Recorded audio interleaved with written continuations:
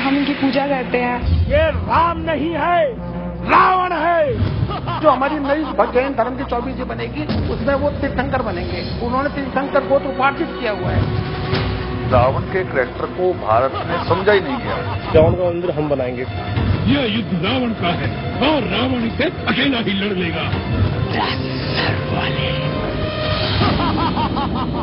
नमस्कार, मैं रवीश कुमार। हमारे देश की बहुसंख्यक धार्मिक परंपरा में अच्छाई और बुराई के प्रतीक स्थायी रूप से कायम कर दिए गए हैं। लेकिन तब क्या करेंगे आप जब आपकी मुलाकात रावण से हो? वीडियो बनाएंगे या अच्छाई बुराई के मर्म पर बहस करेंगे? क्या कभी ऐसा हो सकता है कि रावण के बारे में हमारी जो स्थायी सोच है वो बदल जाए? दशानन, बड़ी बड़ी आंखों वाला, अपार शक्ति वाला बाहुबली, और उसकी जगह पर एक सौम्य सा दिखने वाला एक राजा महात्मा नजर आने लगे, उसके 10 सिर गायब हो जाएं और एक सामान्य से इंसान के रूप में उसकी आकृतियां बन जाएं। ये तस्वीर जब हमने देखी तो ये सवाल उभर कर सामने आया कि रावण कब तक 10 सिर वाला दशानन खलनायक बना रहेगा? क्या कभी वो नायक भी बन सकता है?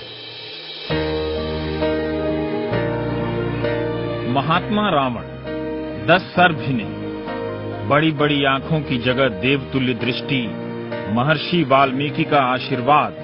इसी पोस्टर की कहानी जानने जब फरीदाबाद के इस वाल्मीकि मंदिर आया तो मेरा भी स्वागत ऐसे हुआ जैसे लंका आ गया। ये लंका तो नहीं, मगर दरवाजे पर रावण भक्त ही मेरा स्वागत कर रहे हैं। आदि धर्म समाज के झंडे तले वाल्मीकि समाज का एक हिस्सा कई राज्यों में रावण को देवतुल्य मानने लगा है।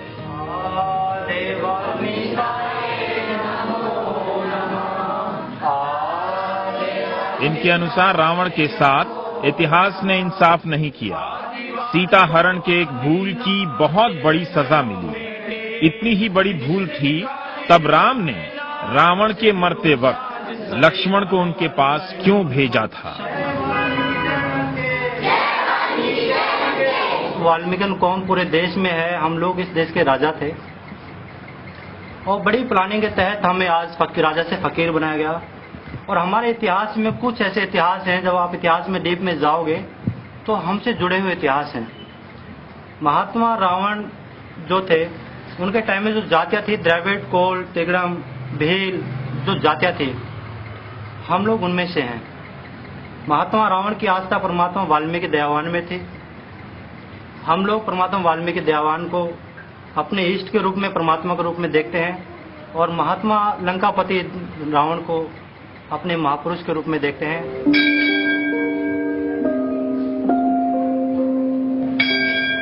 पूजा अर्चना का नया तरीका भी बनाया गया है। आरती के बोल जो बोले सो निहाल जैसे मिलते जुलते हैं।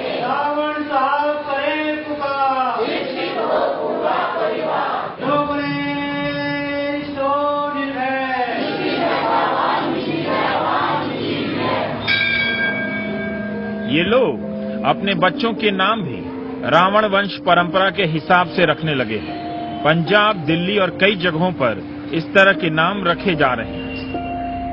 वीर अमरजीत अछूत, वीर अमन कुमार असुर, अमर राक्षस, वीर अक्षय, एकलव्य, लंकेश।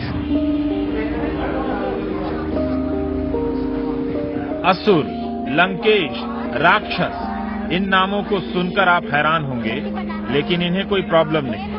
बस पहली बार नाम लिखते हुए टीचर के भी हाथ कांप गए थे। नाम लिखने से पहले हमें बुलाया, उन्होंने हमसे पूछा कि भाई आप इस तरीके से भद्दे शब्द क्यों लिख रहे हो अपने आप नाम के पीछे।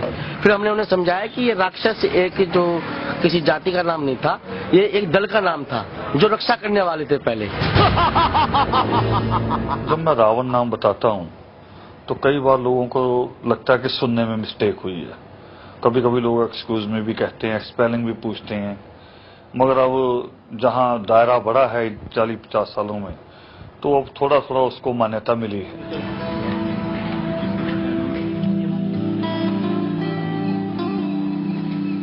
यहाँ तीनों भौजाई और नंदे रावण की आराधना कर रही हैं। इस कमरे में सिर्फ रावण की ही तस्वीर है।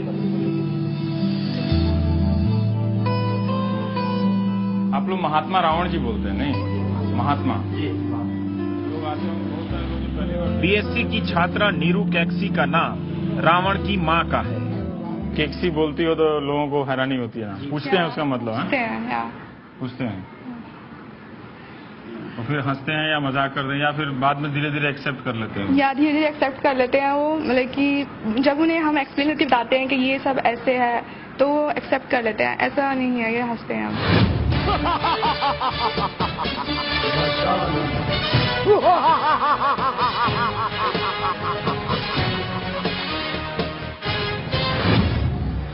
एक दलील एनवायरमेंट फ्रेंडली जैसी है। रावण यज्ञ परंपरा का विरोधी था। यज्ञों में पेड़ों की आहुति दी जा रही थी। आदि धर्म समाज के अनुसार रावण के राक्षस दल को राक्षस दल बना दिया गया। राक्षस का मतलब था रक्षा करना।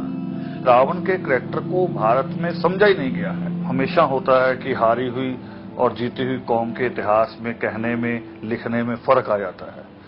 तो रावण कोई किसी कहानी का पात्र नहीं है।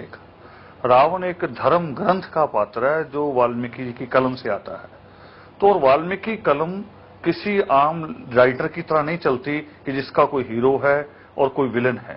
गोस्वामी तुलसीदास ने उल्टा करके रामचरितमानस में दिखाया और उनको एक विलन के रूप में हमारे सामने दर्शाया गया। इसीलिए एक आम आदमी के दिमाग में ये छवि होगी कि रावण एक बहुत बुरा नाम है, एक बहुत बड़े इंसान थे, जबकि सच्चाई बिल्कुल इसके विपरीत है। वो पूजनीय इंसान थे और देश के बड़े बड़े उच्च कोटि के जो विद्वान हैं वो भी जब कभी आप किसी से पूछोगे तो ये कहेंगे कि रावण बहुत बड़े विद्वान थे। फरीदाबाद में 12 मुखी हनुमान की प्रतिमा की